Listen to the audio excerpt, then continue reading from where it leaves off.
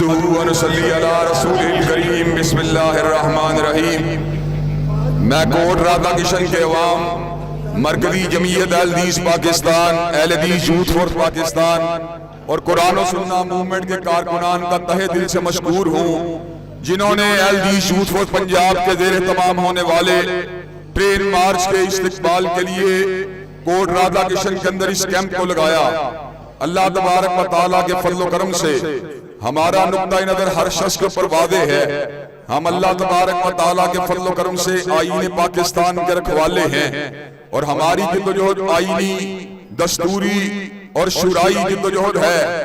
ہم دلائل کے ذریعے اللہ تبارک و تعالیٰ کے فضل و کرم سے اپنے کاز کو آگے بڑھانے والے ہیں۔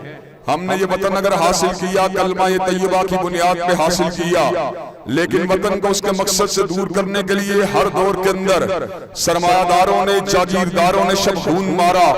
اللہ تبارک و تعالیٰ کے فضل و کرم سے حضرت علامہ شہید اور ان کے رفقا نے پاکستان کی سمت کو درست طرف تک گامزن کرنے کے لیے اور حضرت قائد اعظم اور علامہ اقبال کے ویژن کو چلانے کے لیے انہوں نے بیداری عوام کی پوری منظم تحریک کو چلایا۔ اللہ تبارک و تعالیٰ کے فضل و کرم سے اس تحریک کو آج بھی ہماری جماعت نے جاری و ساری رکھا ہوا ہے۔ انشاءاللہ جب تک ہم زندہ رہیں گے، علماء کی ہمراہی کے اندر نوجوانوں کے ساتھ چلتے ہوئے اللہ تبارک و تعالیٰ کے فضل و کرم سے پاکستان کی نظریاتی سرحدوں کا دفاع کرتے رہیں گے۔ اس ملک کے اندر کئی مرتبہ ختم نبوت پر اور کئی مرتبہ حرمت صحابہ کے اوپر شب خون مارنے کی ناپاک جسارت کی گئی۔ حضرات گرامی قدر، ہم نے اللہ تبارک و تعالیٰ کے فضل و کرم سے ہر سازش کا ڈٹ کے مقابلہ کیا ہے۔ انشاءاللہ پہلے بھی کرتے رہے، آج بھی کر رہے اور مرتے دم تک کرتے رہیں گے۔